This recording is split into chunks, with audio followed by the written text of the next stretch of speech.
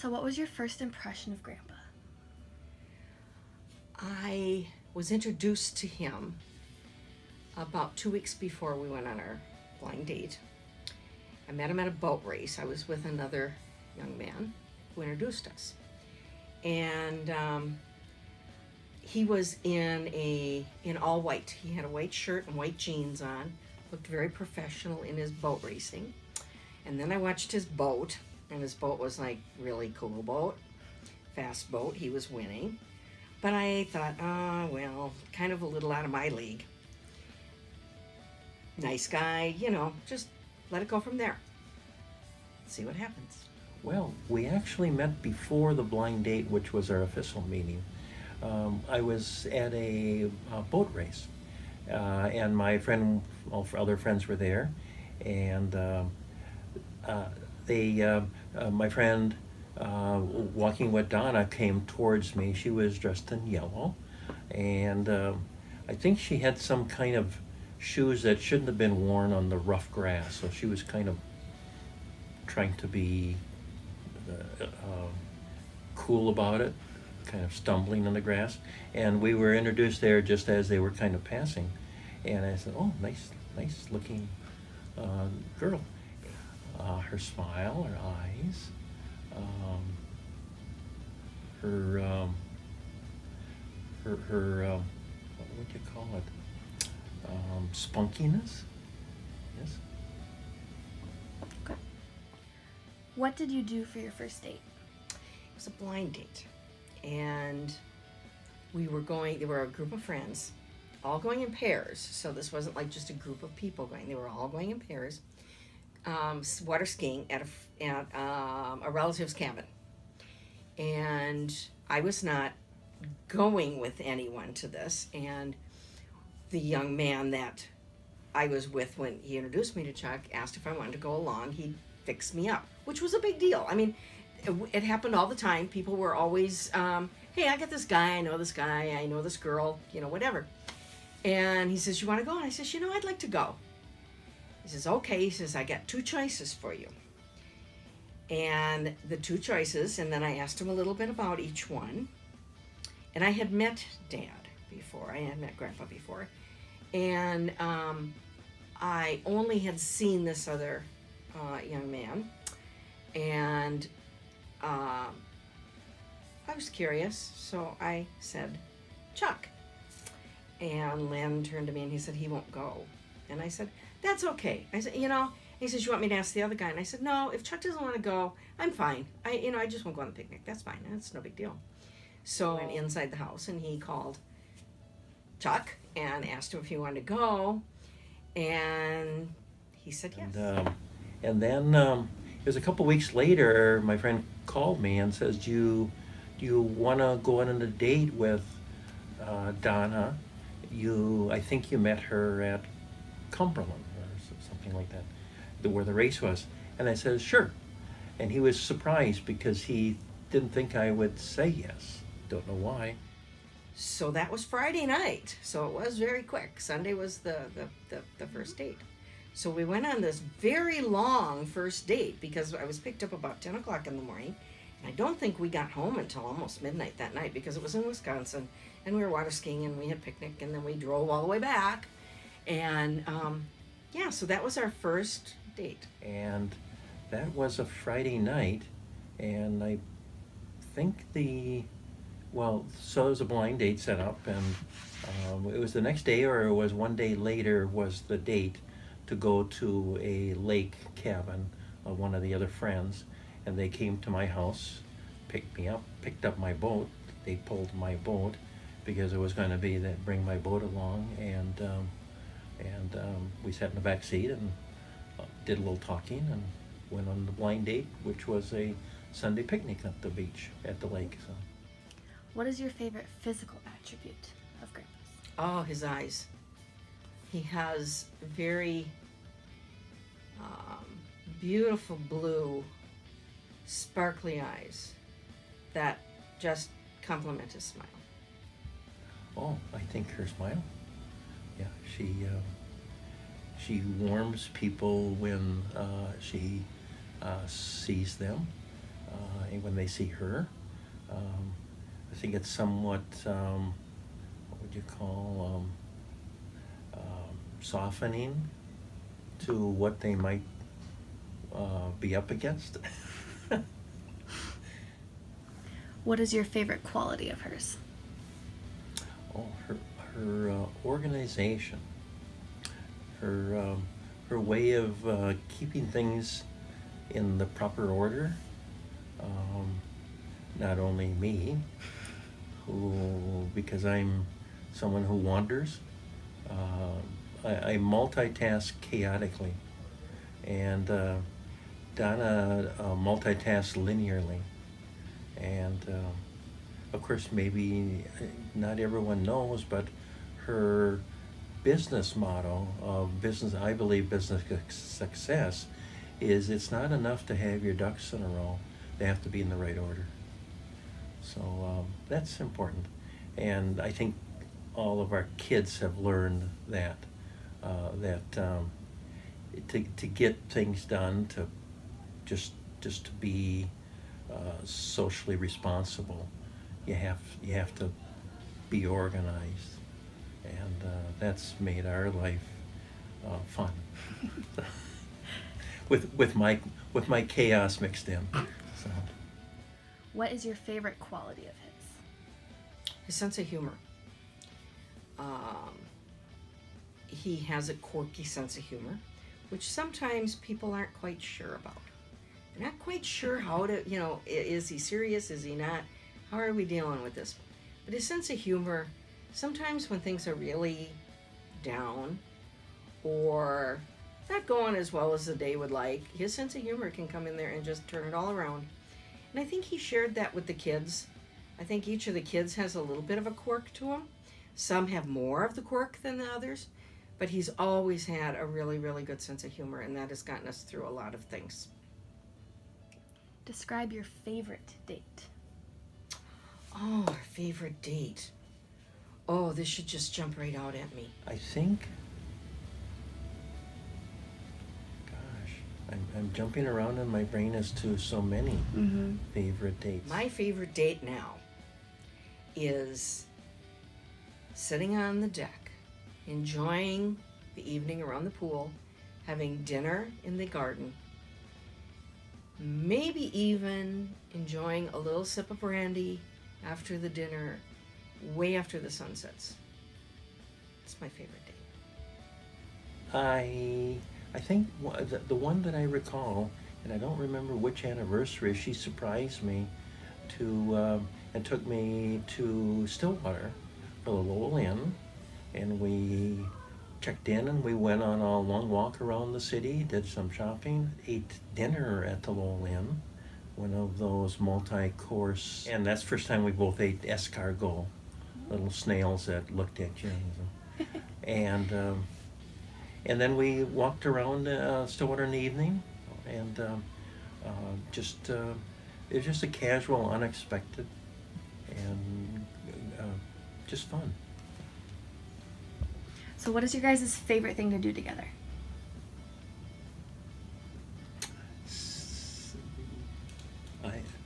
We could probably, I don't know if we'd agree. Sitting on the lanai, That's exactly what at end of the day, just relaxing, talking about the fun and challenges of the day. And looking at beautiful. Yeah, the Just yard. looking at the yard and trying to make sure that we see the beauty. None of the weeds. Can you guys describe the proposal? Oh, there really wasn't one, per se. Was there an exact proposal? Probably. I think the Yep. proposal probably happened over letters in your second tour, your second time at camp. Fort Leonard Wood. Fort Leonard Wood. Army training. That's probably right. I think- Yeah. And we had pretty much back and forth that we want, okay, we're going to do it now.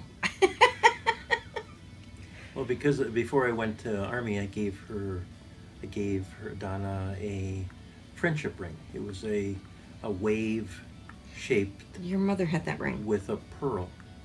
And then the letters when I was gone, and coming back home for Christmas, we talked about getting married. And then when I came back from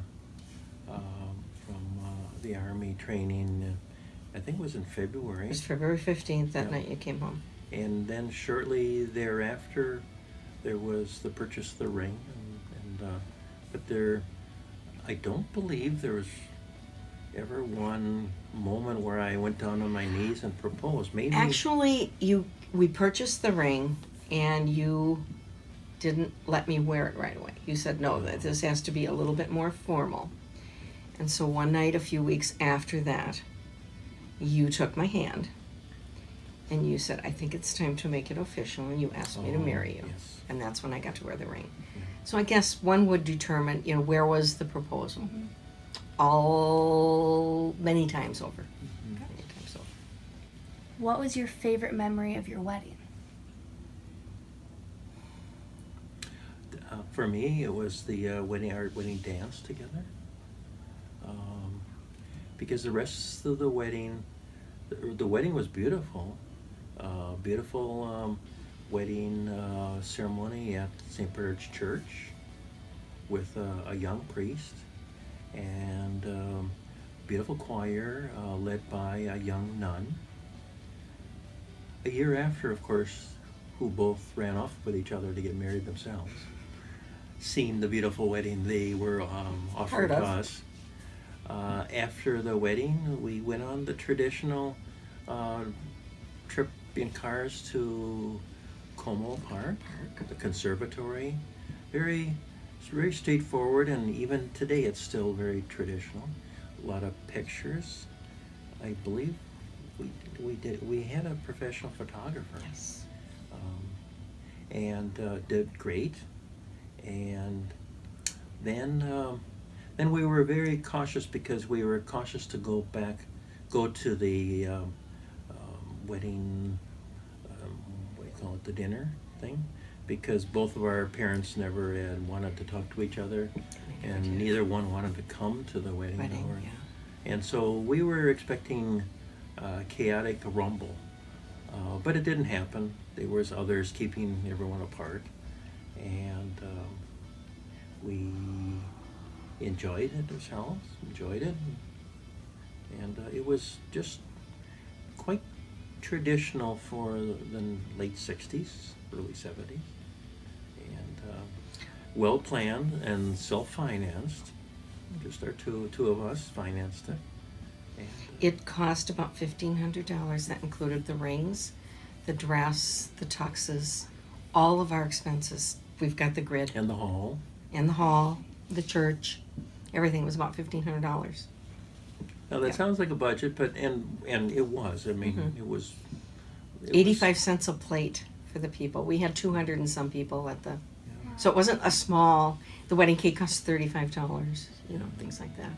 I think my favorite memory was at the end of the mass, the service. And they introduced us. Of course, back then it wasn't first names. They had to do Mr. and Mrs. But I think just the way you took my arm. And it was like, okay, here we go. We Yeah. decided to do it. We're doing it. And here we go. Watch And the out. walk down the aisle and looking at everybody going, we're different people now. We What? are 2 in 1. Watch out, world. Yep, watch out world, here we come. And yeah. Mhm. What are your 3 biggest accomplishments as a couple? We actually have 4. For children. The 4 children. There's no question. No. No question at No- all. No more needs to be said. Is the four kids and all they've accomplished, and I look around and I go, what, that's spun off? And so if we had known 50 years ago where we'd be 50, we would have just sat back and go, oh shit, we got this. No, it was 4 kids that have been the best people we could have had as children. And a long, long time ago, when they were very little children, I said, I'm not taking credit for them if they go off and they become famous people. but I'm also not taking any blame. I did the best I could. There's never been any blame to take, and a whole lot of credit that they share in as much as us, but there were definitely those four. Give 3 words that represent your guys' relationship together. Each of us together. That'd be 6 words, wouldn't it? Unless we share words. I'll start with the word, just the single word love. Laughter. Laughter. Work. That's a bad word. No, it isn't. Dedication. Dedication to what we committed to, which would be work, family, church, etc. Dedication in that regard. Got a third one? Well, love, laughter, and the third one for me would be hyphenated crazy fun. There you go. I'm all over that. Roller coasters, maybe. Yep. I'd substitute, yeah. Roller coasters is Love, a good word. laughter, and roller coasters. Yeah, because that takes you up and down. Yeah. What is something that people might not know about you two as a couple? Oh. That's easy. That we're parrot heads. Yeah. First of all, they don't know what parrot head is, and that's a Jimmy Buffett craziness. I think people think we're too. We wouldn't get into the fun of that, the letting go, the enjoyment of young and beach and music and margaritas. Yeah, and a lot of people wouldn't believe that that was something that we would do. We're not crazy parrot heads, but the music's on. Yeah, and Grandpa knows a lot of Jimmy's music and a lot of the lyrics. So I'd say we're parrot heads. We probably talk more and work out disagreements more than I think most people think we do. Some of our conversations about working out what we might want to do or how we might want to accomplish it, when we do it in front of some of our kids, they think we're arguing. And we look and say, no, this is how we work out differences and come to an agreement or come to a détente, agree to disagree. And I think people ask us what our secret is. Well, certainly it's not how we work out disagreements. I think our secret is just one word. And we say to other people, the secret of a long, happy marriage is just one thing. But they don't realize we're jokingly suggesting that they watch City Slicker, where he's told what's the most important thing in life, and it's one thing, the learned cowboy tells him, and he spends years searching for that one thing, and he realizes it's one thing.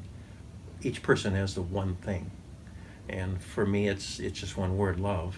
And I don't know what, I've never asked what Donna's one thing is, but I think the word love and all of its meanings wraps it up as far as what I think is the secret to a long marriage.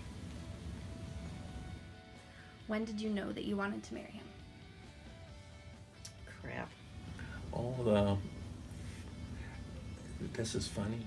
When she was looking up at me, when she was underwater on the dock at the first date, because I pushed her in the water, because the others were kind of playing around on the dock and pushing each other in the water, and she was looking up at me with a smile, and my friend or his girlfriend says, Donna can't swim. So I fish her out of the water. And I knew then that, yeah, this is someone that is important to my life. If I look back on it, and I've told him this is no surprise, the night of our first date, I went into my into the house after he left, and I went, okay, my life just changed. It just took another turn.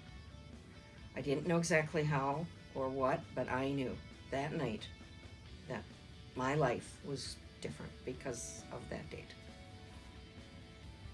What did you respond to as to the one thing? But I also prefaced it by, it's like City Slicker searching for the one thing. the one thing in life that's most important. And it's one thing for every person has a different one thing. And that's the most important thing to that person. I'm all over the board on that one. The secret. In terms of the secret. I look at, I say, okay, is it commitment because you have to be committed in good and bad, and no matter what happens, and you're going to move forward, and you're going to, but commitment sounds so boring. Like if I were to offer that as, this is okay, really, that's the secret? I don't think so. I think humor, laughter, and holding hands.